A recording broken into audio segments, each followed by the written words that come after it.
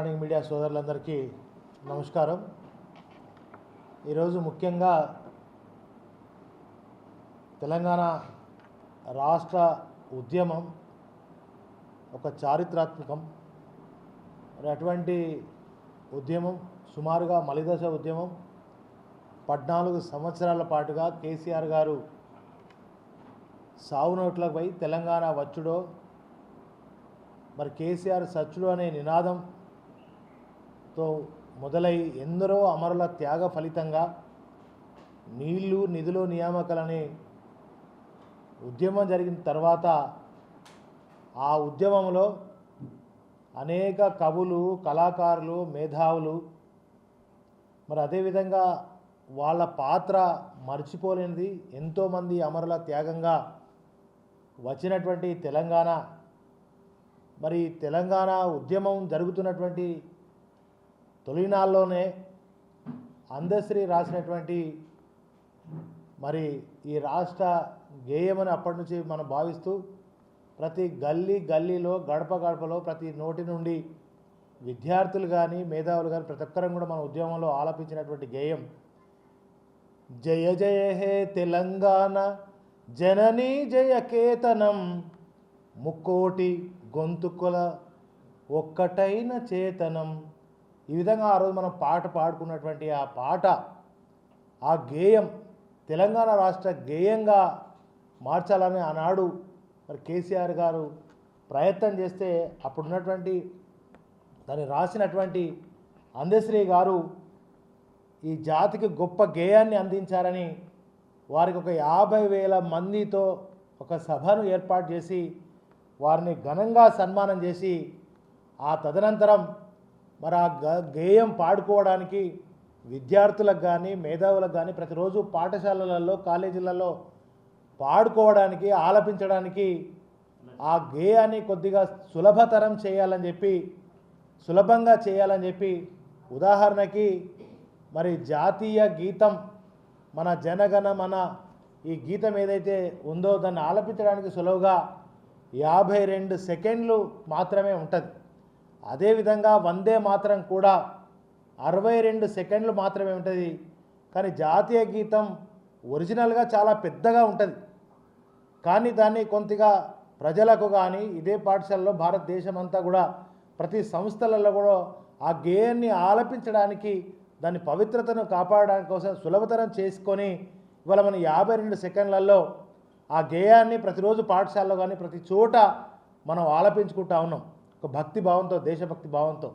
అలాగే వందే మాత్రం కూడా మనం ఏ కార్యక్రమాన్ని ప్రారంభించినా కూడా మొదలు రాసినటువంటి బంకించంద్ర చటర్జీ గారు రాసినటువంటి గేయం చాలా పెద్దగా ఉంటుంది। కానీ అది సులభతరంగా అందరూ పాడుకోవడానికి అది చాలా సులభతరం చేసి ఆ వందే మాత్రాన్ని కూడా మనం చేసుకోవడం జరిగింది। అలాగే కేసీఆర్ గారు కూడా మరి ఆనాడు అందశ్రీ గారు రాసినటువంటి ఈ జయ జయ హే తెలంగాణ గీతాన్ని అందరూ ఆలపించడానికి అందరూ పాడుకోవడానికి మరి ఆ రోజు ఉద్యమ కాలంలో కూడా అందరం బ్రహ్మాండంగా రోడ్ల మీద పాఠశాలలలో కాలేజీలలో ఎక్కడ పడితే అక్కడ ఈ గేయాన్ని మనం ఆలపించుకున్నాం తెలంగాణ రాష్ట్రం వచ్చేదాకా కూడా। మరి ఆ వచ్చినటువంటి తెలంగాణలో ఈ యొక్క ప్రతిరోజు ఆలపించడానికి కొద్దిగా దాన్ని సరళతరం చేయాలి సులభతరం చేయాలని ఆనాడు మరి రిక్వెస్ట్ చేసిరు అందశ్రీ గారిని। రిక్వెస్ట్ చేస్తే వారు దాన్ని రిజెక్ట్ చేసి సన్మానం జరిగిన తర్వాత వారితో కూర్చుండి ఒక చర్చ చేసి రిక్వెస్ట్ చేస్తే నేను ఎట్టి పరిస్థితుల్లో కూడా దీన్ని మార్చే సమస్య లేదు కుదించే సమస్య లేదని చెప్పి ఆనాడు కేసీఆర్ గారిని ఖండించి బయటకు వచ్చి అలిగి మరి వారిని వ్యతిరేకించినటువంటి సందర్భం మనం చూసిన ఈ 10 ఏళ్ల పాటు ఈ జయ జయ హే ఈ తెలంగాణ గీతాన్ని ప్రతిరోజు మనం ఆలపించాల్సింది ఉండే ఒకే ఒక చిన్న కారణం కేసీఆర్ గారు ఆనాడు దాన్ని కుజించి జనగణమనలాగా వందే మాతరంలాగా ఆ గేయాన్ని సులభతరంగా ఆలపించడానికి కల్పించండి అని ఒక మాట మాట్లాడితే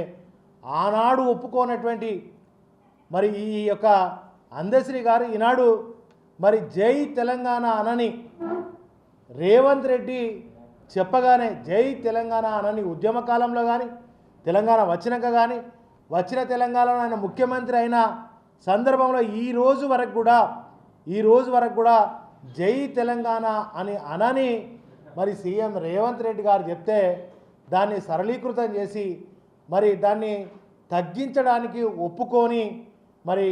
ఇవాళ మన దగ్గర నిజంగానే ఒక సంగీత దర్శకులు లేనట్టు,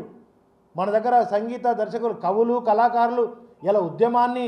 మరి సుదీర్ఘంగా 14 ఏళ్ల పాటు మరి తెలంగాణ రాష్ట్రం రావడంలో కూడా ఈ కవులు కళాకారులు ఎంతో గొప్పగా పనిచేశారు. అటువంటి తెలంగాణ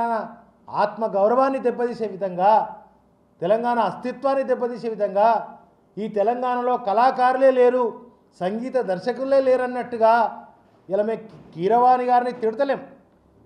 కీరవాణి గారు సంగీత దర్శకులు కాదు అని మేము అనట్లేదు, కానీ తెలంగాణలో సంగీత దర్శకులు లేనట్టుగానే ఇవాళ కీరవాణి గారిని ఇవాళ ఈ యొక్క జాతీయ గీతాన్ని సరళీకృతం చేసి సంగీతాన్ని అందించాలని కోరడం, వారు దీనిలో పార్టిసిపేషన్ కావడం ఇలా తెలంగాణ గౌరవాన్ని, తెలంగాణ అస్తిత్వాన్ని దెబ్బతీయడం కాదా? For more videos like this, subscribe Big TV channel.